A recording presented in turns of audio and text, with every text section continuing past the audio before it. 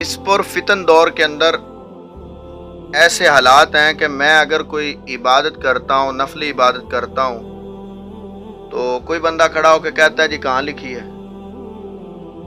حیرت والی بات ہے، سوچنے والی یہ بات ہے کہ نفلی عبادت ہے، میں کہتا ہوں 2 رکعت نماز نفل بندگی اللہ تعالیٰ کی، کہاں لکھے ہیں جی؟ کتنی حیرت والی بات ہے۔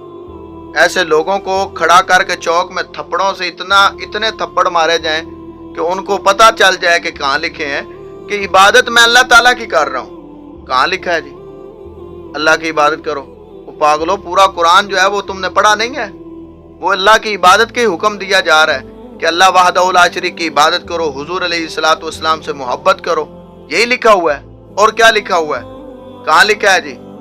یہ بات سوچنے والی ہے کہ اس پرفتن دور کے اندر لوگ نفلی عبادت کرتے ہیں۔ فرض تو ایک علیحدہ مقام ہے، ان کا فرضیت کا ایک علیحدہ مقام مرتبہ ہے، نفلی عبادت کرتے ہیں، تو لوگ کہتے ہیں جی کہاں لکھا ہے؟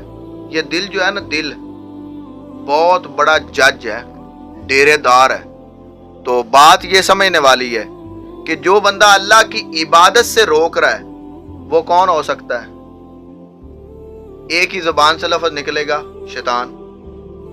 تو آپ اللہ کی عبادت کریں، عاجزی کے ساتھ، انکساری کے ساتھ، خشوع و خضوع کے ساتھ عبادت کریں۔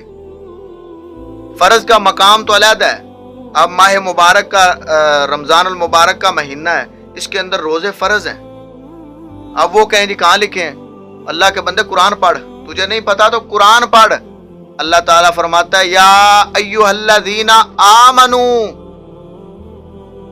شیطان کو نہیں بولا، ایمان والوں کو حکم دی ہے، کتب علیکم الصیام کما کتب علی الذین من قبلکم لعلکم تتقون، کہ اے ایمان والو، روزے تم پر فرض کیے گئے ہیں جیسے تم سے پہلے لوگوں پر، اس امید پر کہ تم اللہ تعالیٰ سے ڈرو، پرہیزگار بن جاؤ۔ تو یہ ہے فرضیت، یہ قرآن مجید فرقان حمید کے اندر موجود ہے۔ تو جو بندہ اس کا بھی انکار کر دے تو اس کا اللہ ہی آفت ہے۔ وہ یہ جی قرآن میں کہاں لکھا ہے؟ قرآن میں یہ آیا کریمہ میں پڑھ کے سنا رہا ہوں۔ تو میرے بھائیوں، اپنی عبادت پر اس طرح توجہ کریں کہ کوئی یہ بات کرتا ہے کہاں لکھا ہے، اس کی بات سننے کی ضرورت نہیں، بلکہ اللہ کی عبادت میں ہی لگے رہو۔ سب سے اعلیٰ عبادت، سب سے اچھی عبادت یہ ہے کہ اللہ تعالیٰ نے جو اپنے حقوق بتائے ہیں، لوگوں کے حقوق بتائے ہیں، ان کو پورا کرو۔ اگر آپ اپنے ہمسائے کا خیال نہیں کرتے، اس پر ظلم و ستم کرتے ہیں، تو اللہ تعالیٰ عبادت سے راضی نہیں ہوتا۔ اللہ تعالیٰ اس بندے سے راضی ہوتا ہے کہ جو بندہ اللہ کی مخلوق کی محبت اپنے دل میں رکھے، اور سب سے اعلیٰ محبت جو اللہ تعالیٰ قبول فرماتا ہے وہ اپنے حبیب کی محبت قبول فرماتا ہے۔ جس دل میں محبت مصطفیٰ ہوگی، اللہ تعالیٰ فرماتا ہے کہ میں اس کی عبادت بھی قبول کرتا ہوں، میں اس کا درود پڑھا ہوا بھی قبول کرتا ہوں، میں اس کی زبان سے جو میرا ذکر ہوتا ہے میں وہ بھی قبول کرتا ہوں۔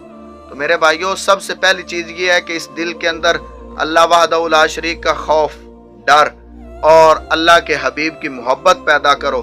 جب یہ 2 چیزیں آپ کے دل کے اندر پیوست ہو جائیں گی تو اس وقت آپ کو پتہ ہوگا کہ فلاں کے ساتھ میں نے کس رویے سے رہنا ہے، فلاں کے ساتھ میں نے کس رویے سے رہنا ہے۔ جس سے محبت کریں اللہ اور اس کے رسول کے لیے کریں، جس سے نفرت کریں اللہ اور اس کے رسول کے لیے کریں۔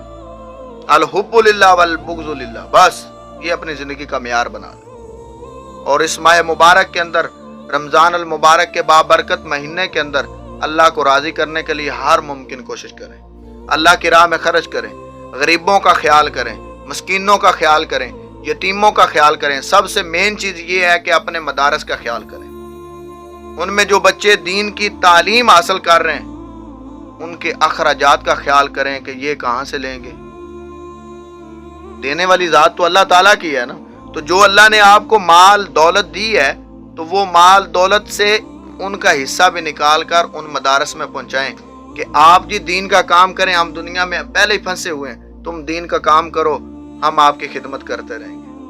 یہ اپنے دل کے اندر ایک جذبہ، محبت پیدا کرو کہ دین کے ساتھ جو ریلیٹڈ لوگ ہیں ان کے ساتھ محبت کی۔